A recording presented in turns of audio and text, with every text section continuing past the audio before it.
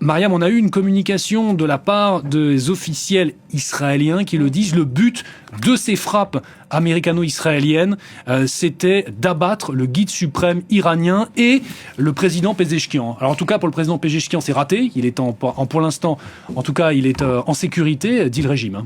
Oui, et là, il y a l'armée israélienne qui vient de dire à des journalistes: on continue à mener des frappes sur tout le territoire iranien en coordination avec les États-Unis, plus que jamais avant. Donc ça veut dire que là, on n'est pas du tout dans un temps de désescalade, mais plutôt d'escalade. Alors oui, très très vite, en fait, on a vu que le quartier de Pasteur à Téhéran avait été touché. Et quand on connaît bien l'Iran, on sait que là-bas se trouve le Beth Erabari, donc là où habite le guide suprême Ali Khamenei. Et également, dans ce quartier se trouve la résidence de Massoud Pezeshkian.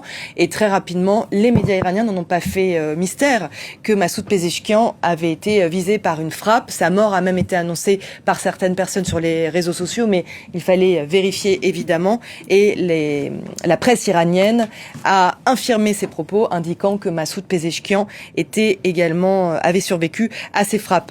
Il faut faire très attention parce qu'en fait, à l'heure de l'intelligence artificielle, à l'heure des réseaux sociaux, l'information s'emballe, surtout que là, Internet est coupé en Iran, donc c'est compliqué d'avoir des informations. Même la télévision d'État n'émet pas en Iran dans ses studios habituels, mais dans un endroit caché. On le voit bien, ce n'est pas le décor habituel, puisque en juin dernier, vous vous souvenez sûrement de cette image qui avait fait le tour du monde de cette télévision d'État à Téhéran, frappée par un missile israélien, et de la présentatrice qui se cramponnait à son bureau, voulant presque mourir en martyr, comme le veut la République islamique. Donc même la télévision d'État a pris des dispositions. Moi, je ne pense pas, là ils annoncent 3 heures après que Massoud Pezeshkian, qui représente assez peu, qui ne pèse pas très lourd dans le jeu de la République islamique, été visé. Évidemment, ils l'ont annoncé, mais je pense qu'il y a d'autres personnes qui ont été visées. Il y a notamment, donc on a annoncé Amir Atami qui aurait été éliminé. C'est ce qu'indiquent les médias israéliens. C'est un des commandants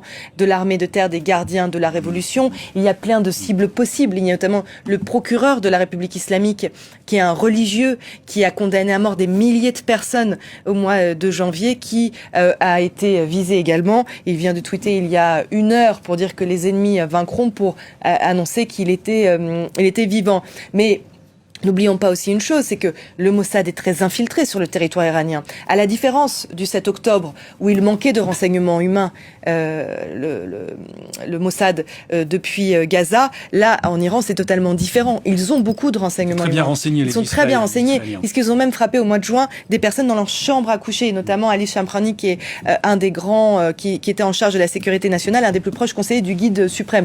Donc forcément, ils ont des informations de première main. Je pense que là, de manière symbolique, quand on voit une carte, quand on voit ce qui a été frappé, ce sont des quartiers généraux de gardiens de la Révolution, ce sont des endroits de décision, des endroits sécuritaires. Le quartier Pasteur dont je vous parlais à l'instant à Téhéran, c'est là où il y a les plus grands organes sécuritaires de la République islamique. Donc c'est pas pour rien s'ils ont frappé cet endroit. Là, on est dans une volonté de changement de régime. Donald Trump qui dit ce matin aux Iraniens: reprenez vos institutions. Il l'avait dit.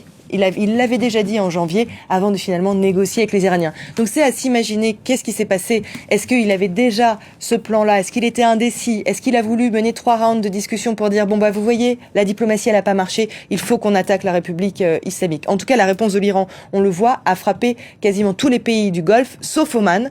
Oman, qui est un peu présenté comme la Suisse du Moyen-Orient, qui est le canal de discussion historique entre les États-Unis et l'Iran. Abu Dhabi, un mort déjà. Les Émirats arabes unis commencent à dire qu'ils se réservent le droit eux-mêmes de riposter. Donc là, effectivement, comme on l'entendait à l'instant, il y a un risque très très fort d'embrasement de toute la région du Moyen-Orient. Vous restez avec nous, Mariam.